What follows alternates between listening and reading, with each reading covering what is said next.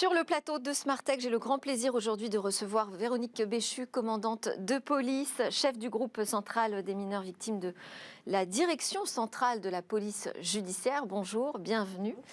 Vous allez débattre avec Jean-Christophe Le Toquin, président de l'association Point de Contact. Bonjour Jean-Christophe.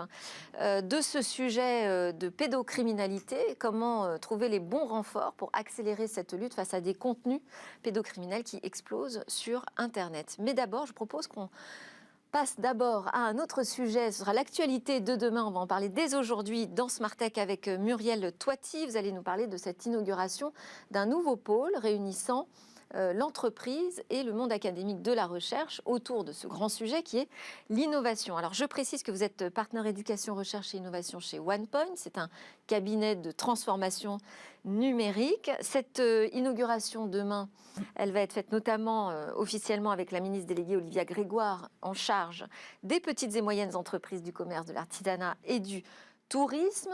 Ce nouveau pôle, vous l'appelez l'Institut.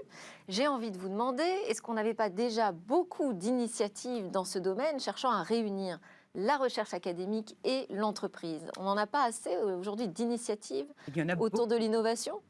Vous avez raison Delphine, il y en a beaucoup. La seule différence peut-être, c'est que l'initiative qui vient d'un cabinet qui est architecte des grandes transformations numériques, vous l'avez dit, cabinet de technologie, de stratégie, de conseil, pluridisciplinaire, transverse, hybride, qui associe 3000 belles âmes qui habitent cette belle maison, qui viennent de tous les horizons et de toutes les expertises. Et bien justement, parce que nous sommes ce que nous sommes, nous arrivons à faire cette intermédiation, si j'ose dire, ce trait d'union entre le monde industriel, le monde de l'entreprise, et puis le monde de la recherche. Comment on le fait? Et d'ailleurs, chez OnePoint, ce qu'on dit, on fait. Et on le fait par du contenu qu'on essaye sans compromis avec l'excellence. On le fait d'abord en recrutant, comme je le disais, des chercheurs de tous les horizons sur des thématiques évidemment métiers. Quand vous dites recruter, c'est-à-dire qu'ils vont être salariés de OnePoint? Ça veut dire qu'ils seront ou en doctorant ou postdoc avec des tests chiffres, mais également en devenir des chercheurs que moi j'appelle entrepreneurs/entrepreneurs, autrement dit, des chercheurs qui pourront également être des consultants, autrement dit, qui pourront aussi accompagner nos partenaires, nos clients. Et c'est pour ça que quand on recrute des chercheurs, évidemment, ils s'inscrivent dans des thématiques des grandes transformations, donc dans l'ère du temps, autour aussi des expertises métiers de OnePoint. Ces chercheurs, nous essayons de les faire travailler dans un être ensemble, un vivre ensemble avec nos consultants, et nous considérons que l'Institut OnePoint a aussi une visée pédagogique, culturelle et stratégique parce qu'elle accélère finalement l'innovation. En cela, elle enrichit le modèle traditionnel d'un cabinet dit conseil, ce que n'est pas OnePoint parce qu'il est beaucoup plus que cela.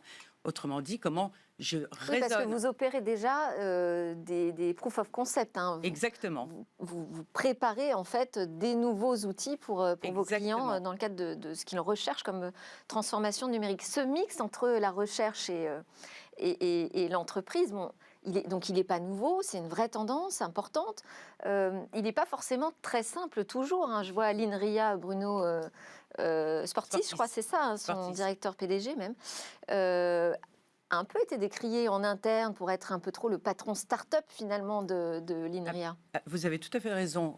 Le sujet est culturel en fait en France. Pourquoi? On fait d'abord en France une excellente recherche. Elle est valorisée, mais elle ne crée pas suffisamment de licornes. Ce que nous souhaitons chez OnePoint, c'est effectivement accélérer cette tendance, créer des licornes et puis surtout travailler la culture.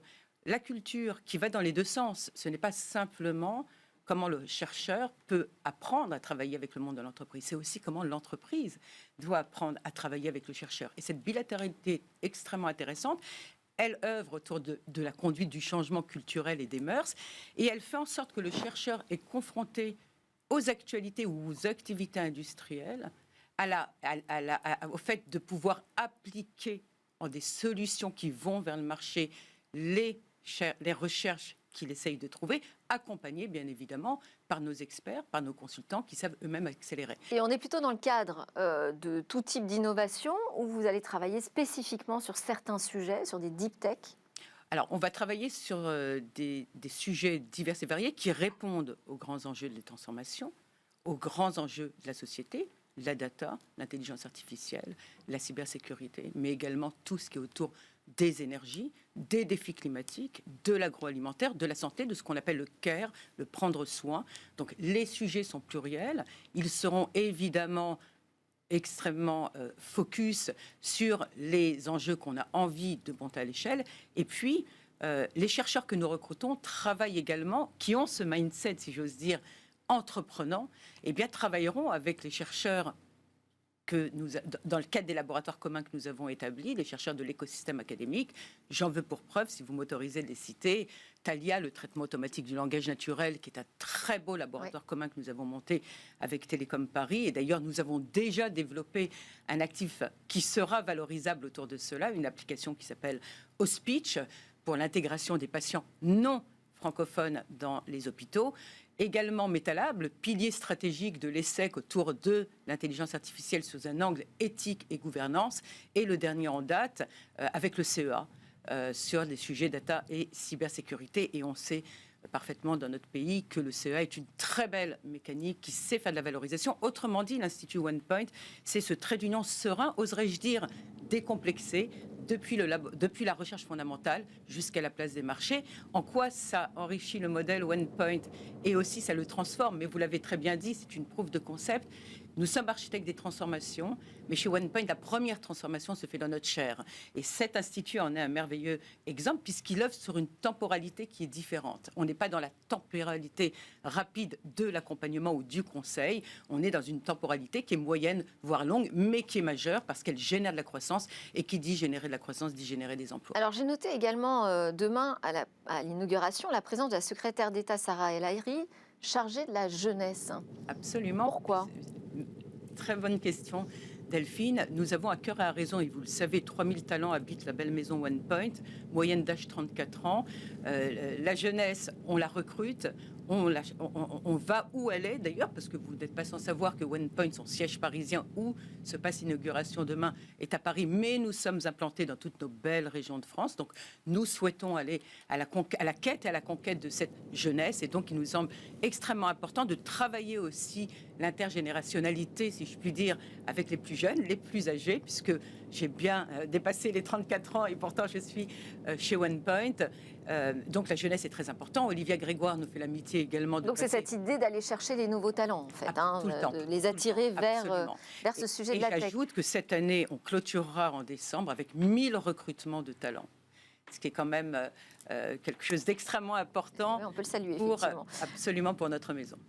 Vous évoquez la question des licornes. Vous pensez que ce pôle, l'Institut, peut tenir un rôle comme ça au milieu de la French Tech ? Absolument, on a une ambition comme celle-ci. Et quand on a des ambitions, et heureusement, mais de quelle façon alors ? Eh bien, de les accompagner dans le cadre de l'Institut par les experts de ce qu'on a monté comme pôle, parce que l'Institut constitue 6 pôles, 6 boosters, si je puis dire, dont un qui est la houlette, qui est le TTO. Le TTO, c'est le Technology Transfer Office. Comment j'assure effectivement de la jeunesse, de l'idéation jusqu'au marché, tout ce tracé initiatique, business plan, commercialisation, levée de fonds, acculturation finalement de cette conquête, un peu ce qu'on voit aux États-Unis, au MIT, ou ce qu'on peut voir dans d'autres écosystèmes performants qui, eux, développent des licornes. Nous avons tout chez nous en France pour pouvoir le faire, et nous le ferons. On espère le faire évidemment avec l'Institut.